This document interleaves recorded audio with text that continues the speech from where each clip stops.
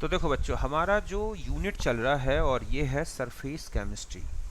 और इस यूनिट में जो टॉपिक चल रहा है और वो है कोलाइडल सॉल्यूशन।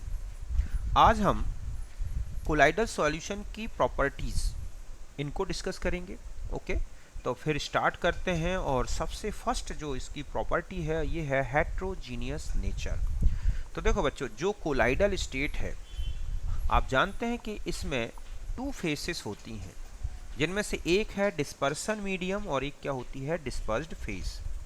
तो इस तरह से कोलाइडल सॉल्यूशन में जो ये टू फेसेस हैं इन्हें एक दूसरे से सेपरेट किया जा सकता है और माइक्रोस्कोप के थ्रू इनको अलग अलग देखा जा सकता है। और इसलिए हम ये कहेंगे कि जो कोलाइडल स्टेट है ये एक क्या है, हेट्रोजीनियस नेचर का होता है। ठीक है। और अगर हम ये देखना चाहें कि ये हेट्रोजीनियस नेचर है या नहीं, तो हम इन्हें कोएगुलेट करके देख सकते हैं। कोएगुलेशन से आप देखोगे डिस्पर्सन मीडियम अलग और डिस्पर्स्ड फेस बिल्कुल अलग हो जाती है। तो इस तरह से जो कोलाइडल स्टेट है वो एक हेट्रोजीनियस नेचर रखता है। फिर आता है कि लायोफोबिक और लायोफिलिक। अगर ये कोलाइड्स हैं या कोलाइडल स्टेट्स हैं तो ध्यान रखें कि जो लायोफोबिक कोलाइड्स हैं ये ज़्यादा हेट्रोजीनियस नेचर का कोलाइडल सॉल्यूशन बनाते हैं देन लायोफिलिक। ऐसा क्यों? क्योंकि लायोफोबिक कोलाइड्स का डिस्पर्सन मीडियम से ज़्यादा एफिनिटी नहीं होती। ये बस साथ रहते हैं लेकिन एक दूसरे में कंप्लीट मिक्स नहीं होते।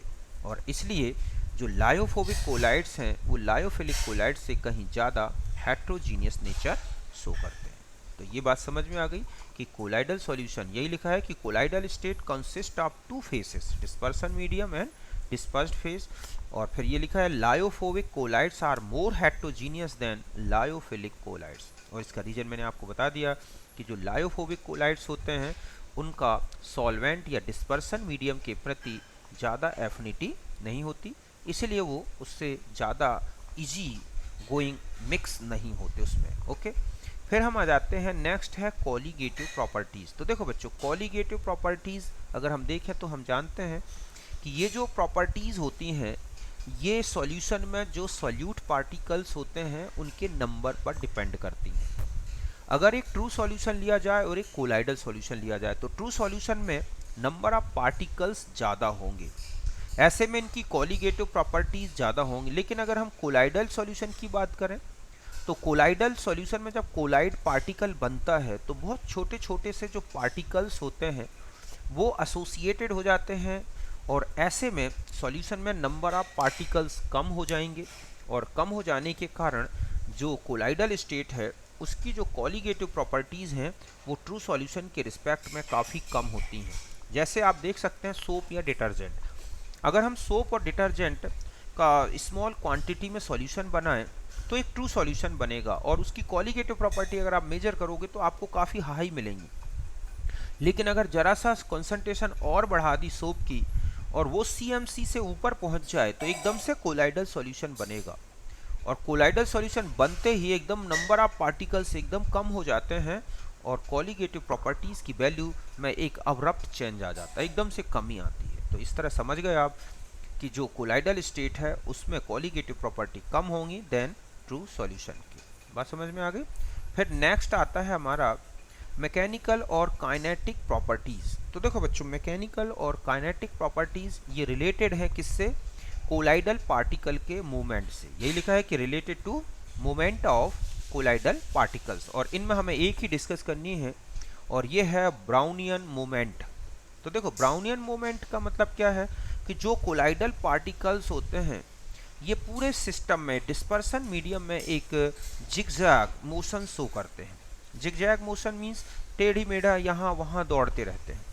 इसी मोशन को बोला गया है क्या, ब्राउनियन मोशन। तो यही लिखा है कि colloidal particles are so continuous zigzag motion which is called Brownian motion या Brownian movement. It is due to unbalanced bombardment of colloidal particles and molecules of dispersion medium and charge repulsion between colloidal particles। तो देखो बच्चों, colloidal particles जो होते हैं इनका जो zigzag motion होता है ये दो रीजन से होता है। एक तो कोलाइडल पार्टिकल्स और जो डिस्पर्सन मीडियम के पार्टिकल्स हैं इनमें एक अनबैलेंस्ड क्या होता रहता है, बम्बार्डमेंट, मतलब कहीं से ज़्यादा धक्का लगता है, कहीं से ज़्यादा डिस्पर्सन मीडियम के पार्टिकल्स इस तरह से कोलाइड होते हैं, जैसे ये कोलाइड कर रहे हैं, ठीक है, कहीं से कम करते हैं कोलाइड। तो ऐसे में जो पार्टिकल है उसका जो मोशन है वो अनबैलेंस्ड हो जाता है, मीन्स किसी भी डायरेक्शन में ये भागने लगते हैं, और इस तरह से लगातार ये इस तरह से बम्बार्डमेंट होता रहता है। तो पार्टिकल कभी किसी डायरेक्शन में, कभी किसी डायरेक्शन में, और इस तरह से वो पूरे सॉल्यूशन में एक जिगजैग मोशन शो करता है। एक तो ये रीज़न है, और दूसरा रीजन है कि कोलाइडल पार्टिकल में खुद में चार्ज होता है, और एक ही कोलाइडल सिस्टम के जितने पार्टिकल्स होते हैं उन सब में सेम चार्ज होता है। तो ऐसे में क्या होगा कि उनमें ही रिपल्सन होता है, तो जैसे ही एक दूसरे के आसपास से निकलते हैं वो रिपेल होके अपनी स्पीड और अपने डायरेक्शन में चेंज ला देते हैं, और इन सारे फैक्टर्स से मिलके ये एक प्रकार का जिगजैग मोशन मिलता है कोलाइडल सिस्टम के अंदर, जिसे बोला गया है ब्राउनियन मोशन। तो यही लिखा है कि colloidal particle are so continuous zigzag motion which is called Brownian motion. It is due to unbalanced bombardment of colloidal particles and molecules of dispersion medium and also charge repulsion between colloidal particles. समझ गए ना कि जो colloidal particle हैं एक तो उनमें charge भी सेम होता है, और इस कारण से भी वो एक दूसरे को रिपेल करते रहते हैं। तो ये सारे रीजन मिलके ही इनको क्या बना देते हैं, ब्राउनियन मोशन करते हैं। ये है कोलाइडल पार्टिकल्स। तो इस तरह से आपने देखा कि कोलाइडल पार्टिकल्स के बीच में किस तरह का मोशन दिखता है। और अब आता है कि एक्सटेंट ऑफ ब्राउनियन मोशन, की कितना ज़्यादा ब्राउनियन मोशन होगा। तो ध्यान रखें ये है directly proportional to the charge of colloidal particles, ठीक है, और inversely proportional to the size of colloidal particles. तो जितना ज़्यादा चार्ज होगा उतना ज़्यादा ब्राउनियन मोशन होगा, और जितना बड़ा साइज का होगा कोलाइडल पार्टिकल उतना ही कम ब्राउनियन मोशन होता है। क्यों? क्योंकि ब्राउनियन मोशन में पार्टिकल का डायरेक्शन बदलना चाहिए। अगर हैवी पार्टिकल्स हैं तो उनसे सॉल्वेंट पार्टिकल्स अगर या डिस्पर्सन मीडियम के छोटे छोटे पार्टिकल्स उनसे कोलाइड करते भी हैं तो उनके डायरेक्शन में, उनकी स्पीड में कोई मेजरेबल चेंज नहीं आएगा। तो छोटे पार्टिकल्स ज़्यादा ब्राउनियन मोशन शो करते हैं। दूसरा है चार्ज अगर ज़्यादा है कोलाइडल पार्टिकल्स में तो ज़्यादा रिपल्सन होता है, जिससे उनका ब्राउनियन मोशन भी ज़्यादा होता है। तो इस तरह से, और यही रीज़न है कि आप देखोगे जो सस्पेंशन है उनमें ब्राउनियन मोशन लगभग निग्लेजिबल होता है, क्योंकि सस्पेंशन में जो पार्टिकल्स होते हैं काफ़ी बड़े बड़े साइज के होते हैं। अब आता है कि इसका क्या एप्लीकेशन है ब्राउनियन मोशन का।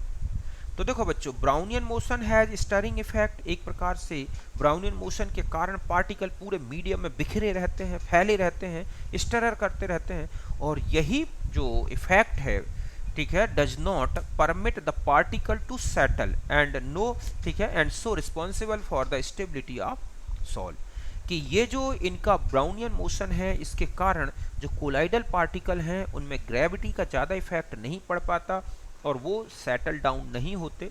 और यही रीज़न है कि कोलाइडल सिस्टम में हैवी पार्टिकल होने के बाद भी वो पूरे मीडियम में फैले रहते हैं और कोलाइडल सॉल क्या बना रहता है, स्टेबल। जबकि आप सस्पेंशन में देखो, जरा सा हैवी पार्टिकल हुआ और उसमें कोई ब्राउनियन मोशन ना होने के कारण वो तुरंत नीचे बैठ जाएगा, और इस तरह से जो है सस्पेंशन पार्टिकल अपने मीडियम से, डिस्पर्सन मीडियम से बिल्कुल अलग हो जाते हैं।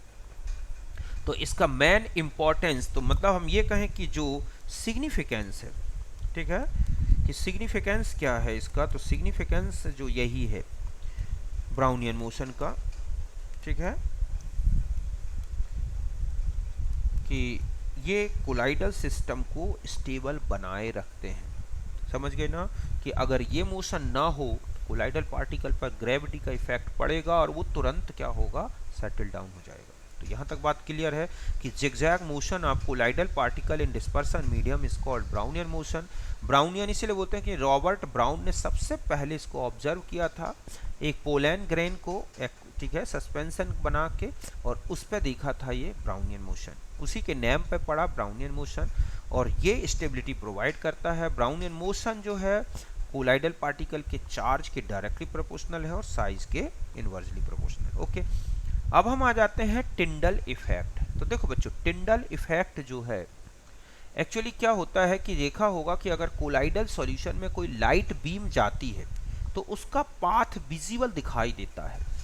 इसी को बोला गया है क्या, टिंडल इफेक्ट, या हम ये कह सकते हैं कि scattering of light by colloidal particle is called Tyndall effect. इसको टिंडल साइंटिस्ट ने पहले ऑब्जर्व किया था, इसलिए इसको बोला गया है टिंडल इफेक्ट। तो यही लिखा है कि when a beam of light strike the surface of colloidal particle then path of beam get illuminated due to scattering of light by colloidal particle, this phenomena is called Tyndall effect। समझ गए ना कि जब light जो है colloidal particle की surface पर पड़ती है तो ऐसे में क्या होता है कि जो कोलाइडल सरफेस पर पड़ने से कोलाइडल पार्टिकल उस लाइट को स्कैटर करता है, फैला देता है और खुद चमकता हुआ नजर आता है।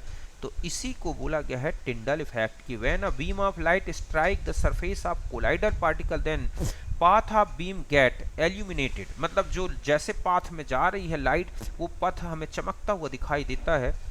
इस तरह से हम ये कहें कि it is due to scattering of light by colloidal particle. तो इसी फिनोमिना को बोलते हैं टिंडल इफेक्ट। आपने देखा होगा सिनेमा हॉल में जैसे प्रोजेक्टर से लाइट निकलती है तो उसका पाथ आपको दिखता है ना। तो ये सब टिंडल इफेक्ट के कारण है।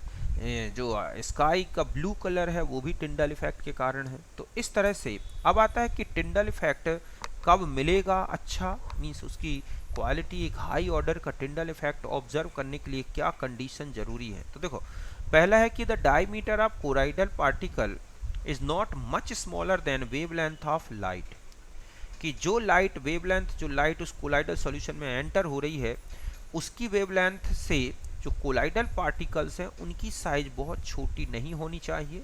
ऐसे में लाइट बिना किसी स्कैटरिंग के सीधे आर पार हो जाएगी, ट्रांसमिट हो जाएगी। तो यही रीजन है कि ट्रू सॉल्यूशन में अगर लाइट भेजी जाती है, लाइट पास होती है तो उसका पाथ हमें दिखाई नहीं देता।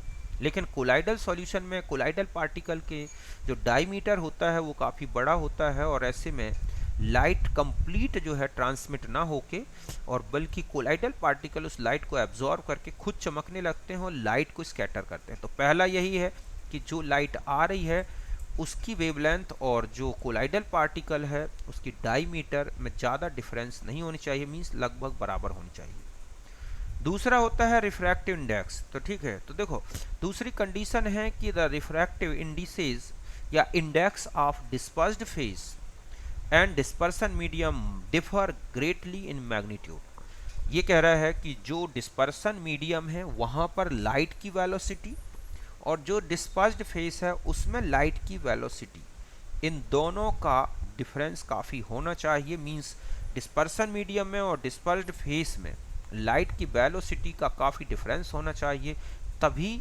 लाइट स्कैटर होगी और हमें टिंडल इफेक्ट ऑब्जर्व होगा। समझ गए ना कि द रिफ्रैक्टिव इंडिसेस या इसी को इंडेक्स भी बोलते हैं of the dispersed phase and the dispersion medium differ greatly in magnitude. तो देखो बच्चों लायोफोबिक कोलाइड्स जो है सो वेल डिफाइंड टिंडल इफेक्ट, कि लायोफोबिक कोलाइड में ज़्यादा अच्छा टिंडल इफेक्ट दिखाई देता है देन लायोफिलिक में।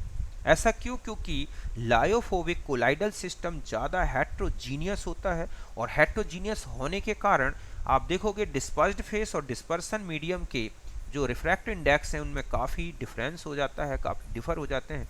और यही रीज़न है कि लायोफोबिक कोलाइड का जो टिंडल इफेक्ट है वो ज़्यादा वेल डिफाइंड होता है और इसका रीजन है high heterogeneous nature in lyophilic, मतलब due to high hetero than lyophilic. तो लायोफिलिक के रिस्पेक्ट में लायोफोबिक में ज़्यादा हेट्रोजीनियस नेचर होता है। और अगर आपको ये देखना है कि इंटेंसिटी ऑफ टिंडल इफेक्ट की कितना ज़्यादा चमकदार बनेगा टिंडल इफेक्ट, तो directly proportional to the size of colloidal particle, means heterogeneity. जितने बड़े बड़े साइज के होंगे, जितना ज़्यादा हेट्रोजिनिटी जीनियस नेचर का होगा, उतना ही इफेक्टिव टिंडल इफेक्ट आता है। और वेवलेंथ ऑफ स्कैटर्ड लाइट, और इसके उल्टा है, जो लाइट निकल रही है अगर उसकी वेवलेंथ छोटी है तो टिंडल इफेक्ट ज़्यादा इफेक्टिव होगा, अगर बड़ी है तो टिंडल इफेक्ट कम होगा। देखो जैसे हम देखें कि विजिबल लाइट में, ठीक है, ये हो गए वायलेट, इंडिगो, ब्लू, है ना, ग्रीन, येलो, ऑरेंज और रेड। तो सबसे बड़ी वेवलेंथ किसकी है? रेड की। और सबसे छोटी वेवलेंथ किसकी है? वायलेट की। तो सबसे ज़्यादा इंटेंसिव जो टिंडल इफेक्ट है वो या तो वॉयलेट या इंडिगो या ब्लू रीजन में दिखाई देता है, जबकि रेड रीजन का टिंडल इफेक्ट कम इफेक्टिव होता है। क्यों? क्योंकि इंटेंसिटी डिक्रीज होती जाती है। तो इस तरह से thus the blue light is scattered much more strongly than red rays. तो इस तरह से आपने देखा होगा कि जो ब्लू कलर की रेज होती हैं या जो लाइट होती है वो ज़्यादा स्कैटर्ड होती है देन रेड, और यही रीज़न है कि जो स्काई का कलर है वो ब्लू दिखाई देता है। क्यों? क्योंकि सबसे ज़्यादा स्कैटरिंग किस लाइट की होती है? ब्लू लाइट की। बाकी वॉयलेट और इंडिगो तो एब्जॉर्ब हो जाती है मीडियम से, लेकिन ब्लू कलर बहुत ही ईजी क्या होता है? स्कैटर होता है, और यही रीज़न है कि हमें नीला आसमान दिखाई देता है। समझ गए ना? तो इस तरह से टिंडल इफेक्ट समझ गए। ये तो दो ये कंडीशन ध्यान रखनी है कि टिंडल इफेक्ट में पार्टिकल्स की डायमीटर ज़्यादा छोटी नहीं होनी चाहिए। दूसरा, डिस्पर्स्ड फेस और डिस्पर्सन मीडियम दोनों के रिफ्रैक्टिव इंडिसेस में काफ़ी डिफरेंस हो।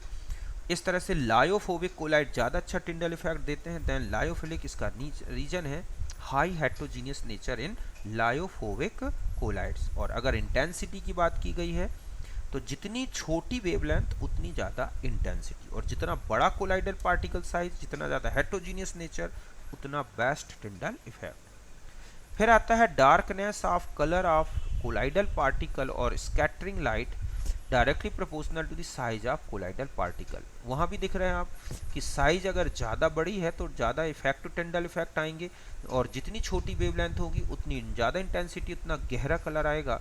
और यही रीजन है कि अगर हम डार्कनेस की बात करें, ठीक है, तो साइज ऑफ पार्टिकल, जैसे जैसे साइज पार्टिकल की दिख रहे हैं आप छोटी होती जा रही है, डार्कनेस कम होती जा रही है, मींस निगेटिव वेरिएशन, और साइज भी छोटी होती जा रही है। तो इस तरह से सबसे बेस्ट टिंडल इफेक्ट बड़े पार्टिकल द्वारा शो किया जाता है, और इस तरह से हमें ब्लू कलर जैसे दिखाई देता है, ठीक है, डीप वाटर या स्काई ब्लू कलर का दिखना, ये सब इसी के कारण।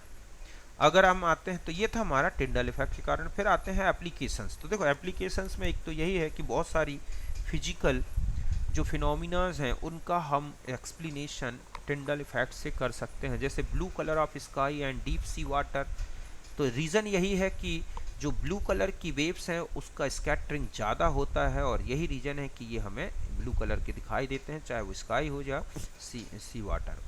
टेल ऑफ कॉमेट्स, तो टेल ऑफ पुच्छल तारे की पूछ का उसका जो है वो भी एक टिंडल इफेक्ट का ही इफेक्ट है। कलर ऑफ सनसेट, कि red colour yellow colour sunset के टाइम में, तो वो भी एक टिंडल इफेक्ट के कारण है। Visibility of path of projection, किसी भी प्रोजेक्शन में पाथ की विजिबिलिटी होना, ये भी किसके कारण है? ये टिंडल इफेक्ट। तो इस तरह से ये है टिंडल इफेक्ट के बारे में और उसकी इंटेंसिटी के बारे में। तो यहाँ तक क्लियर है। फिर आगे बढ़ जाए। फिर आती है इलेक्ट्रिकल प्रॉपर्टी। तो देखो बच्चों, इलेक्ट्रिकल प्रॉपर्टी का मतलब है कोलाइडल पार्टिकल्स जो हैं वो चार्ज रखते हैं, या तो उनमें पॉजिटिव चार्ज होता है या निगेटिव चार्ज। तो यही लिखा है कि colloidal particle always carry positive और निगेटिव चार्ज। इसी से रिलेटेड है इलेक्ट्रिकल प्रॉपर्टी। कुछ इंपॉर्टेंट ये बता दूं मैं कोलाइडल सॉल्यूशन जिनमें पॉजिटिव चार्ज होता है और निगेटिव। तो देखो पॉजिटिव चार्ज में तो आते हैं सभी hydrated metal oxides, means Al2O3 CrO3 Fe2O3 इसके अलावा ऑक्साइड्स आते हैं TiO2 BO2, हीमोग्लोबिन ब्लड हो गया, है ना, बेसिक डाइज में मिथाइलिन ब्लू है। तो इस तरह से ऑक्साइड हाइड्रेटेड हो या नॉर्मल, हीमोग्लोबिन और बेसिक डाइज, ये तो होते हैं पॉजिटिवली चार्ज्ड सॉल्ट, मीन्स इनके कोलाइडल पार्टिकल में पॉजिटिव चार्ज होगा। और दूसरे हैं नेगेटिवली चार्ज सॉल्ट, तो जैसे मेटल्स हो गए, मेटल के इनमें नेगेटिव चार्ज होता है, मेटालिक सल्फाइड्स हो गए, है ना, एसिड डाइज हो गए, स्टार्च है, गम है, जिलेटिन है, क्ले है, चारकोल है, ये सब नेगेटिवली चार्ज्ड क्या होते हैं? सॉल्ट। तो इसमें सबसे इंपॉर्टेंट एक तो हीमोग्लोबिन अच्छे से याद रखना है और ऑक्साइड, और इनमें ये वाले जैसे स्टार्च, ठीक है, गम, जिलेटिन। देखो अगर हीमोग्लोबिन की बात करें तो जो ब्लड सॉल पार्टिकल है उनमें तो होता है पॉजिटिव चार्ज, और पूरा जो सीरम होता है ब्लड का उसमें होता है क्या? Negative charge. और यही रीजन है कि ब्लड में अगर एल्यूमिनियम या एलम डाल दिया जाए तो कोएगुलेट हो जाता है। कोएगुलेशन होने का रीजन है सीरम का कोएगुलेट हो जाना, समझ गए ना? तो ब्लड का सीरम होता है निगेटिव चार्ज, ना कि हीमोग्लोबिन में निगेटिव चार्ज होता है। फिर हम आ जाते हैं रीजन, ठीक है, charge on colloidal particle, reason of charge, ये कोलाइडल पार्टिकल में चार्ज कहाँ से और कैसे आता है। तो देखो बच्चों, चार्ज की जो रीजन है, ओरिजिन ऑफ चार्ज का रीजन बताया गया है। एक तो है electron capture by sol during electro dispersion, दूसरा है preferential adsorption of ions from dispersion medium और फॉर्मेशन ऑफ मिसाइल्स।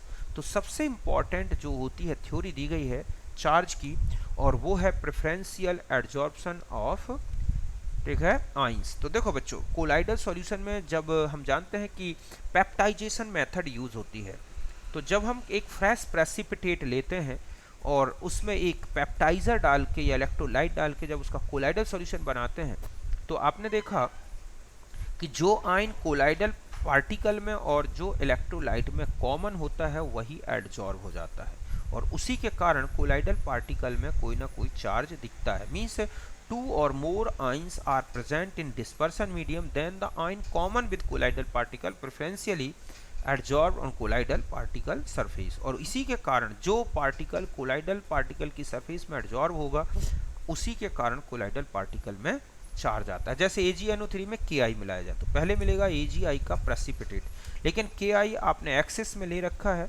तो जो एक्सिस में आयन है मीन्स आयोडाइड, जो कि कोलाइडल पार्टिकल में और प्रेसिपिटेट में दोनों में क्या है, ये इलेक्ट्रोलाइट में कॉमन है, वही एडजॉर्ब हो गया, और इस तरह से Agi का निगेटिवली चार्ज्ड सॉल्व बनता है। ऐसे में अगर हम AgNO3 में Ki मिलाएं लेकिन AgNO3 एक्सिस में रखें तो Ag प्लस आयन का एडजॉर्प्शन होगा, और इस तरह से पॉजिटिवली चार्ज्ड क्या बन जाएगा, कोलाइडल सॉल्यूशन। तो समझ गए।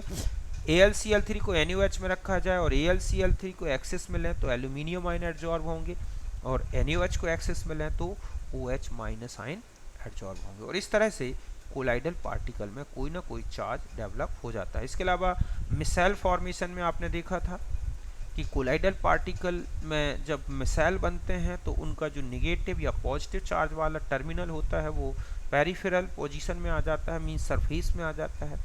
ठीक इसी तरह से अगर हम इलेक्ट्रो डिस्पर्सन कराते हैं तो जो एटम होते हैं या पार्टिकल या कोलाइडल पार्टिकल, उनकी सरफेस पर इलेक्ट्रॉन कैप्चर हो जाते हैं, उससे भी क्या होता है, कोलाइडल पार्टिकल में कोई ना कोई चार्ज डेवलप हो जाता है। तो यहाँ तक आप समझ गए कि कोलाइडल पार्टिकल के तो सबसे इम्पॉर्टेंट ये एग्जाम्पल याद रखने हैं, और इनका रीज़न कि कोलाइडल पार्टिकल में चार्ज कैसे डेवलप होता है, तो ये एडजॉर्प्शन थ्योरी याद रखनी है कि जो आयन कॉमन होगा प्रेसिपिटेट में और इलेक्ट्रोलाइट में वही एडजॉर्ब होगा, और उसी से कोलाइडल पार्टिकल का चार्ज डेवलप होता है। ओके, तो ये था आज तक का हमारा इतना मैटर, बाकी आगे नेक्स्ट वीडियो में डिस्कस करेंगे।